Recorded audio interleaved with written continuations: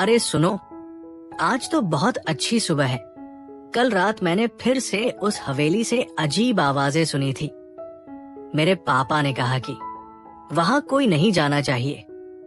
राहुल, तुम हमेशा उस हवेली की बात करते रहते हो। मुझे तो उसका नाम सुनते ही डर लगता है।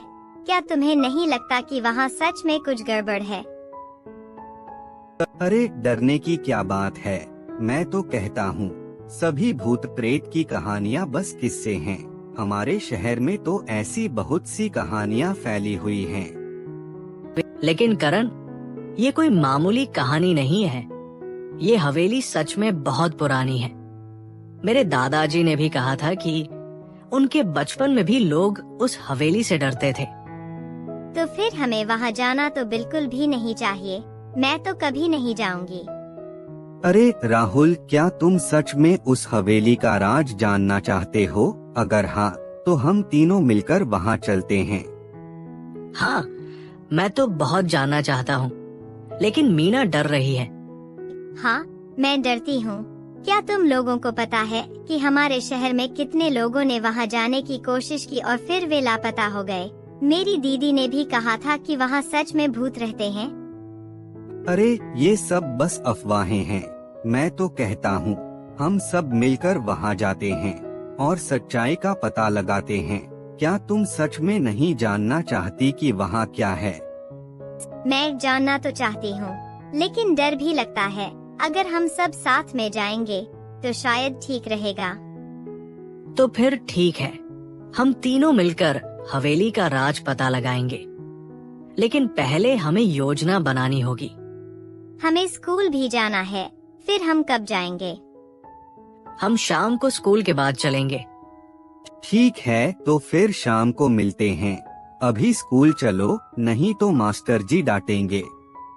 स्कूल के बाद राहुल, मीना और करण एक साथ चुपके से अपने घरों से निकलते हैं। शाम ढल रही है। सूरज की आखिरी किरणें भी धीरे धीरे गायब हो रही हैं। आसमान में बादल छाए हुए हैं, जैसे कि कोई बड़ी घटना होने वाली हो। शहर की गलियां धीरे धीरे सूनी होती जा रही हैं। बच्चे हवेली की ओर बढ़ते हैं। चलो जल्दी करो, किसी को हमारे बारे में पता नहीं चलना चाहिए। मुझे यहाँ अब से ही डर लग रहा है। क्या हम सच में जा रहे हैं? अरे डरो मत, हम साथ हैं। अगर कोई भूत आ जाए तो मैं उसे डरा दूंगा। तीनों दोस्त शहर की आखिरी गली से निकलकर घने जंगल के रास्ते पर चल पड़ते हैं। रास्ता संकरा है। दोनों तरफ ऊंचे ऊंचे पेड़ हैं, जिनकी शाखाएं आपस में उलझी हुई हैं। पेड़ों की पत्तियां हवा में सरसराती हैं, जैसे कोई धीमी सी फुसफुसाहट हो रही हो। रास्ते में कभी कभी किसी जानवर की आवाज सुनाई देती है, जैसे कोई उल्लू बोल रहा हो या कोई चूहा पत्तियों के बीच से भाग रहा हो। कहीं कहीं पेड़ों की जड़ें रास्ते में निकली हुई हैं, जिन पर पैर फिसल सकता है। यहाँ बहुत अंधेरा हो रहा है। मुझे लगता है हमें वापस चल देना चाहिए। नहीं मीना, अभी तो हमने बस शुरुआत की है। हम साथ हैं, कुछ नहीं होगा। अरे तुमने सुना? वहाँ से कोई आवाज आई। तीनों दोस्त चुप हो जाते हैं। कुछ देर तक सन्नाटा छाया रहता है। फिर कहीं दूर से एक लंबी सी सरसराहट की आवाज आती है, जैसे कोई पत्तियों के बीच से गुजर रहा हो। अब मैं वापस जा रही हूँ। रुको, डरो मत, शायद कोई जानवर होगा। हम साथ हैं, कोई खतरा नहीं है। हवा में एक अजीब सी ठंडक महसूस होती है, जैसे कि कोई अदृश्य शक्ति उन पर नजर रख रही हो। आसमान में बादल और घने हो जाते हैं, जैसे कि बारिश होने वाली हो। यहाँ तो बहुत डरावना है। क्या हम अंदर जाएंगे? हाँ, हम यहाँ तक आ गए हैं तो अंदर भी जाएंगे, लेकिन साथ साथ रहना, अलग मत होना। हाँ, हम साथ हैं, कोई डरने की बात नहीं है। आओ चलो अंदर। तीनों दोस्त दरवाजे से अंदर कदम रखते हैं। अंदर की हवा ठंडी और भारी है, जैसे कि सालों से कोई यहाँ नहीं आया हो। दीवारें पुरानी और उखड़ी हुई हैं। छत से मकड़ी के जाले लटक रहे हैं। यहाँ बहुत ठंड लग रही है। और हवा में एक अजीब सी बदबू भी है। ये तो सच में बहुत पुरानी जगह है। देखो यहाँ कितने सारे कमरे हैं। हवेली का मुख्य हॉल बहुत बड़ा है, जिसके एक कोने में एक बड़ी सी सीढ़ी है जो ऊपर की मंजिल की ओर जाती है। सीढ़ियों की रेलिंग पर जंग लगा हुआ है और कुछ सीढ़ियाँ टूटी हुई हैं। घर छोड़ दो, यह मेरा घर है। क्या तुमने वह आवाज सुनी? किसने बोला? हाँ, मैंने भी सुना। शायद यहाँ कोई और है। हवेली के अंदर सन्नाटा छाया हुआ है। सिर्फ उनकी सांसों और कदमों की आवाज सुनाई देती है। कभी कभी कहीं से लकड़ी की चरमराहट या किसी जानवर की आवाज भी आती है। तुम लोग यहाँ क्यों आए हो? हम जानना चाहते थे कि यहाँ क्या हुआ था। हवेली के अंदर का माहौल अभी भी डरावना और रहस्यमय है। राहुल, मीना और करण एक साथ खड़े हैं। उनकी सांसें तेज हैं। अचानक एक कोने से एक धुंधली सी आकृति निकलती है। ये आकृति धीरे धीरे स्पष्ट होती है। एक बूढ़ा आदमी, उसकी आंखें गहरी और उदास हैं और उसका शरीर पारदर्शी सा लगता है, मानो वो वास्तव में यहाँ न हो। तुम लोग यहाँ क्यों आए हो? हम जानना चाहते थे कि यहाँ क्या हुआ था। मैं इस हवेली का मालिक था। मेरा परिवार एक दिन अचानक गायब हो गया। मैं उन्हें ढूंढता रहा, लेकिन कभी नहीं मिले। अब मैं यहाँ अकेला हूँ। आपको बहुत दुख हुआ होगा। हाँ, लेकिन मैं तुम लोगों को नुकसान नहीं पहुँचाना चाहता। मैं चाहता हूँ कि कोई मेरे परिवार का पता लगाए। क्या आपको पता है कि आपके परिवार का क्या हुआ? नहीं, मुझे कुछ पता नहीं। बस इतना याद है कि एक रात कुछ लोग आए थे और फिर सब गायब हो गए। हम आपकी मदद करेंगे। हम आपके परिवार का पता लगाएंगे।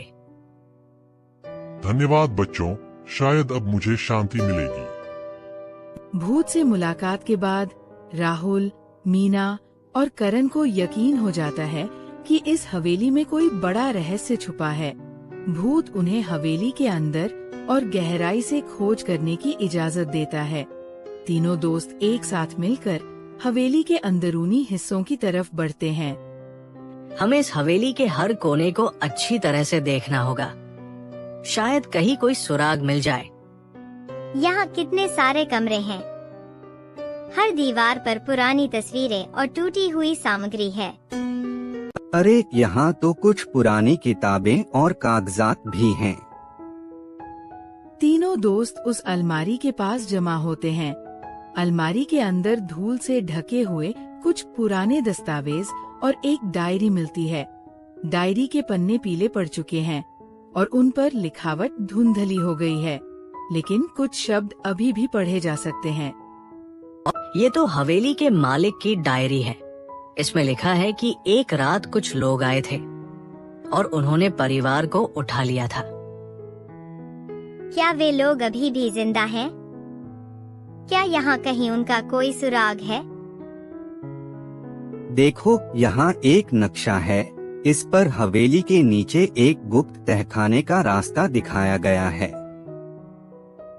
हमें इस तहखाने को ढूंढना होगा। शायद वहाँ परिवार का कोई सुराग मिले। तुम लोग बहुत बहादुर हो। मुझे विश्वास है कि तुम इस रहस्य को सुलझा लोगे।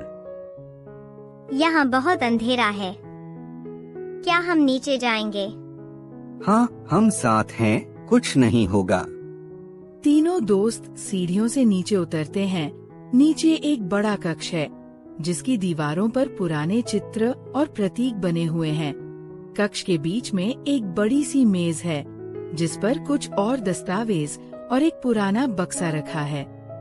इसमें तो पुराने समय की कुछ चाबियां और एक पत्र है। पत्र में लिखा है कि परिवार को कुछ लोगों ने बंदी बना लिया था और उन्हें हवेली के नीचे ही कहीं छुपा दिया गया था। पत्र में यह भी लिखा है कि परिवार के सदस्य अभी भी जिंदा हैं और उन्हें बचाया जा सकता है। यह तो बहुत बड़ा सुराग है। तीनों दोस्त तहखाने से बाहर आते हैं और भूत को सारी बात बताते हैं। भूत की आंखों में आंसू आ जाते हैं और वह उन्हें धन्यवाद देता है। तुम लोगों ने मेरे परिवार को बचाने की उम्मीद जगा दी है। अब मैं शांति से जा सकता हूँ। अब तीनों दोस्त नक्शे की मदद से तहखाने के अंदर जाते हैं। तहखाने में एक गुप्त कमरा मिलता है जिसमें जमींदार का परिवार बंद है। परिवार के सदस्य कमजोर और डरे हुए हैं, लेकिन सुरक्षित है। तीनों दोस्त मिलकर परिवार को बाहर निकालते हैं और उन्हें अस्पताल ले जाते हैं। हमने सच में उन्हें बचा लिया और हमने हवेली के रहस्य को भी सुलझा लिया।